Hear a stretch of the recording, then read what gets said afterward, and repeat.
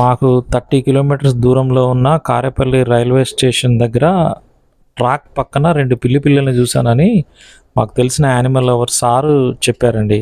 ఉంటాయో ఉండయో అని నేను డౌట్ పడ్డా కానీ సార్ వెళ్దామంటే వెళ్ళాం. వెళ్ళేటప్పుడు దారిలో రోడ్డు మధ్యలో చిన్న కుక్కపిల్ల దొరికిందండి. సడన్ బ్రేక్ వేసి ఆపి దాన్ని తీసి ఎక్కించుకున్నాం కారులోకి.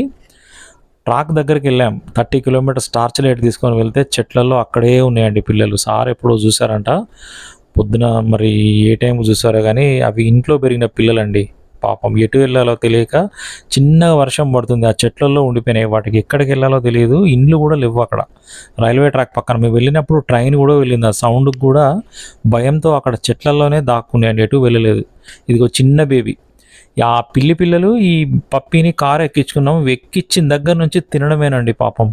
ఫుడ్ లేక ఎప్పటి నుంచి ఫుడ్ లేదో కానీ ఆ పప్పిని షెల్టర్కి తీసుకొచ్చి షిఫ్ట్ చేసేసానండి. షెల్టర్లో ఉంది కదా మన చిట్టి మమ్మీ, వేరే అన్నయ్య ఉన్నాడు కదా, వాళ్ళని అక్కడ పెట్టేశాం. అంతకుముందున్న చిట్టిగాడు మిస్ అయిపోయాడు ఇక్కడ. తీసుకెళ్ళి వాడిని అయితే షెల్టర్లో పెట్టాం.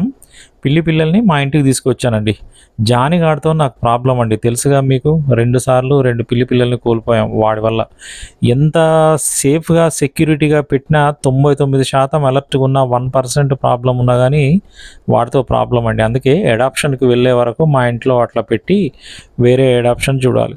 దారి వెంట పోతుంటే ఎన్నో పిల్లలండి, కుక్క పిల్లలు రోడ్ల మధ్యలో చాలా గుండె తరుక్కుపోయింది ఆకలితో తిరుగుతుంటే.